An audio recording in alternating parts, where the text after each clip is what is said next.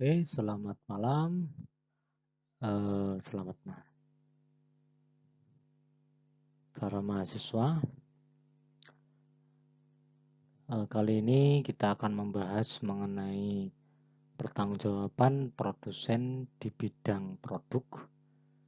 Kalau kemarin kita mempelajari hubungan antara produsen dan konsumen, nah kali ini kita akan membahas mengenai bagaimana seorang produsen itu dapat dituntut atas dasar pasal apa dan hukum apa.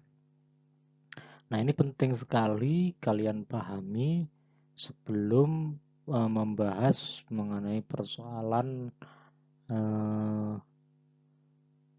kasus-kasus sehubungan dengan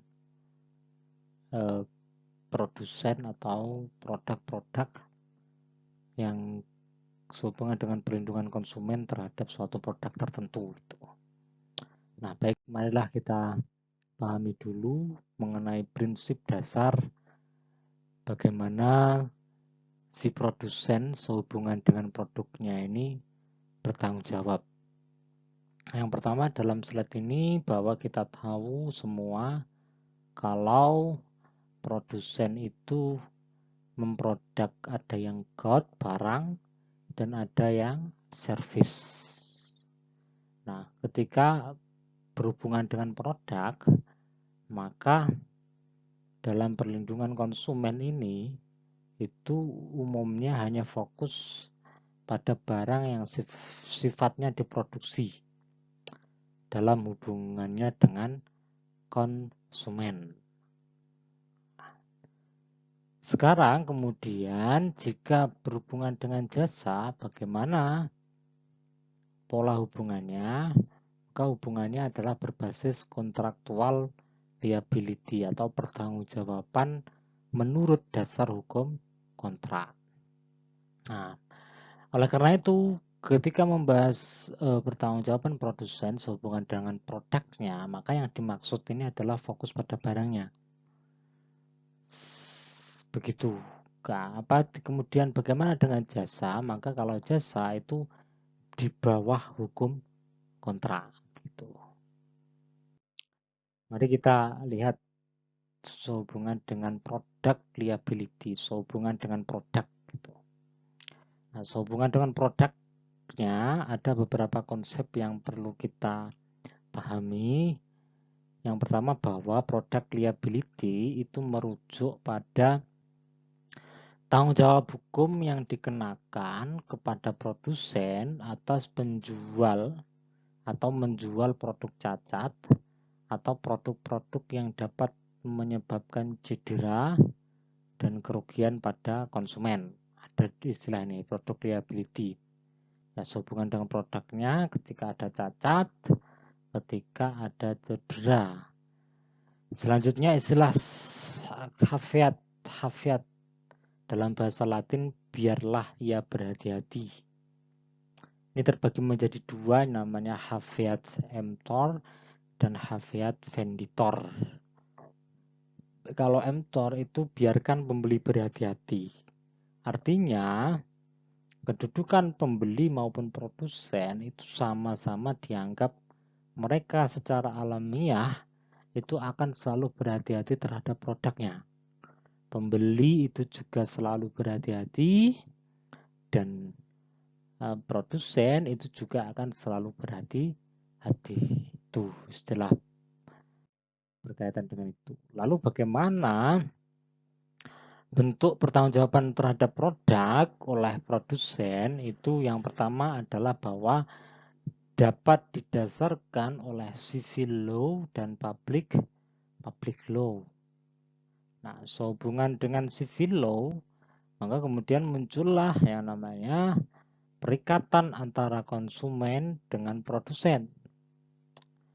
Ketika kemudian berhubungan dengan hukum perikatan terbagi menjadi dua bentuk pertanggungjawaban, yakni pertanggungjawaban sehubungan dengan perjanjian berdasarkan hukum kontraktual liability atau tanggung jawab atas dasar kontrak perjanjian yang ditandatangani, dan yang kedua adalah tanggung jawab karena terkait dengan perbuatan melawan hukum.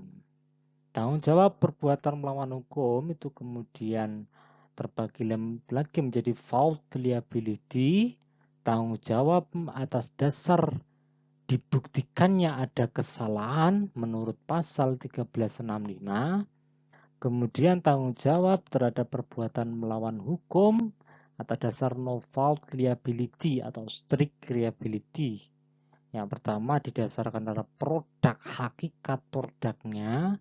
Yang kedua ilustrasi building owner liability, artinya pemilik bangunan. Kemudian vicarious liability. Ini akan kita bahas nanti secara detail. Nah, hubungan produk liability dengan hukum perlindungan konsumen itu kita perbesar ini. Ada fault liability, pertanggungjawaban atas perbuatan melawan hukum yang didasarkan pada kesalahan dari produsen. Kemudian no fault liability, ada product liability, building owner, kemudian vicarious liability. Nah, bagaimana penjelasannya? Fault liability mengacu pada konsep di mana seseorang dianggap bertanggung jawab atas kerugian yang disebabkan oleh kesalahannya sendiri. Dalam konteks hukum perdata, ini didasarkan pada pasal 1365. Bukan atas dasar kontrak, tapi perbuatan melawan hukum menjelaskan bahwa tanggung jawab ini bukanlah karena suatu perjanjian atau kontrak, tapi karena tindakan yang melawan hukum. Artinya di sini bahwa yang menuntut itu nanti kalau berdasarkan prinsip fault liability, misalnya ada pencemaran lingkungan, maka harus ada yang membuktikan, yang menuduh itu yang membuktikan. Nanti kita jelaskan lebih detail. Kemudian no fault liability itu ada product liability, tanggung jawab atas produk berkaitan dengan tanggung jawab produsen atau penjual atas produk cacat yang dapat menyebabkan cedera atau kerugian bagi pembeli. Nah, kalau sehubungan dengan produk, jadi kalau produknya memang cacat, maka kemudian walaupun itu tanpa kesalahan yang disengaja oleh produsen, maka produsen dapat dituntut. Kemudian building owner liability juga, tanggung jawab pemilik gedung misalnya perumahan. Nah, walaupun tidak tanggung jawab pemilik gedung atas kerugian misalnya perumahan dan yang terjadi dalam gedung tersebut terlepas dari apakah pemilik gedung bersalah atau tidak. Misalnya pekerja itu yang kemudian di sana mengalami kecelakaan kerja, maka building owner liability ini bisa menjadi dasar untuk itu. Vicarious liability, tanggung jawab yang timbul karena tindakan orang lain, biasanya karyawan atau perwakilan. Misalnya, perusahaan dapat bertanggung jawab atas tindakan karyawannya selama karyawan tersebut menjalankan tugas resminya. Kalau kita telusuri secara lebih detail dalam pasal 1365 yang fault liability tadi, bahwa tiap bunyinya adalah tiap perbuatan melanggar hukum yang membawa kerugian kepada orang lain mewajibkan orang yang karena salahnya menerbitkan kerugian atau mengganti kerugian tersebut. Nah, ini tidak perlu didasarkan adanya suatu perjanjian tertulis, karena dalam bisnis jarang sekali hubungan produsen dan langsung konsumen. Bila melihat bahwa produsen yang bertanggung jawab, maka kita menggugatnya tidak dengan one prestasi. Jadi tidak one prestasi. Tetapi karena tidak ada hubungan kontraktual, kita tidak pernah berkontrak terhadap produsen sabun yang kita beli di Indomaret misalnya itu. Jadi bila tidak ada hubungan tersebut, maka menggugatnya harus berdasarkan perbuatan melawan hukum begitu. Kronologisnya yaitu hukum perikatan, hukum perjanjian, maka kemudian hukum perbuatan melawan hukum. Jadi secara kronologis hubungannya adalah hukum perikatan, di bawah hukum perjanjian, kemudian ada perbuatan melawan hukum. Bila kemudian ada yang berdasarkan hukum perjanjian, maka ada perjanjian antara produsen dan konsumen di situ, misalnya jual beli rumah, itu kan ada perjanjian jual beli tanah. Maka berdasarkan pada one prestasi bisa juga digabung dengan perbuatan melawan hukum. Virtuous liability itu terbagi menjadi fault liability menggugat berdasarkan pasal 1365. Berarti siapa yang mendalilkan dia harus buktikan. Ini loh perbedaannya yang tadi no fault liability sama fault liability. Bahwa kalau kita menuduh bahwa produk A itu mengandung beracun misalnya, maka konsumen harus membuktikan bahwa produsen yang bersalah. Logika semacam ini tidak menguntungkan bagi konsumen. Kenapa? Kalau yang ketemu hanya satu terus menggugat produsen yang sangat besar itu, maka ya rugi konsumen, mengeluarkan uang yang banyak dan seterusnya akan sangat merugikan. Oleh karena itu sangat mustahil hubungan perlindungan konsumen itu menganut asas fault liability ini. Karena konsumen itu harus membuktikan, ini berat sekali bagi konsumen. Oleh karena itu, bila kita kaji pasal 1365 KUH Perdata, itu berisi perbuatan melawan hukum, kesalahan, kerugian, dan ada hubungan sebab akibat. Nah, pertanyaannya, membuktikan unsur kesalahan ini bagi konsumen itu sulit.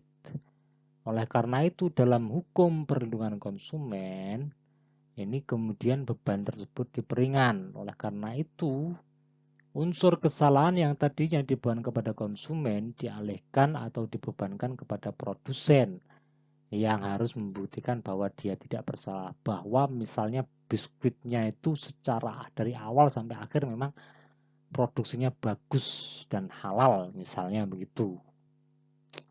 Sedangkan yang lainnya itu tetap berada di konsumen. Dan ini disebut dengan no fault liability. Itu maksudnya. Nah, kesimpulannya adalah bahwa dalam hukum perlindungan konsumen yang menganut asas no fault liability, maka konsumen ketika menemukan hal yang cacat pada suatu produk, maka yang harus membuktikan bahwa produknya memang cacat, memang tidak cacat adalah pemilik atau produsen. Nah, di Indonesia ini unik, ada vicarious liability, bahwa perbuatan melawan hukum yang berada dalam tanggung jawab majikan terhadap pekerja buruhnya. Begitu. Misalnya pemilik binatang peliharaan yang bertanggung jawab, ada kambing terus makan kambing 5 makan daun tomat di sawahnya 100 ru itu misalnya, kemudian tomatnya mati semua gara-gara dimakan kambing, maka siapa yang bertanggung jawab adalah majikannya itu. Ini perkembangan munculnya prinsip ini, bahwa prinsip ini itu adalah para advokasi, para praktisi dari konsumen. Jadi demikian beridanya prinsip fault liability. Fault liability itu pada perbuatan hukum melawan hukum yang lain itu tetap diterapkan, tetapi khusus dalam perlindungan konsumen yang membuktikan bahwa produk A itu memang tidak cacat adalah produsennya. Itu penjelasan dari saya. Sekian. Wassalamualaikum warahmatullahi wabarakatuh.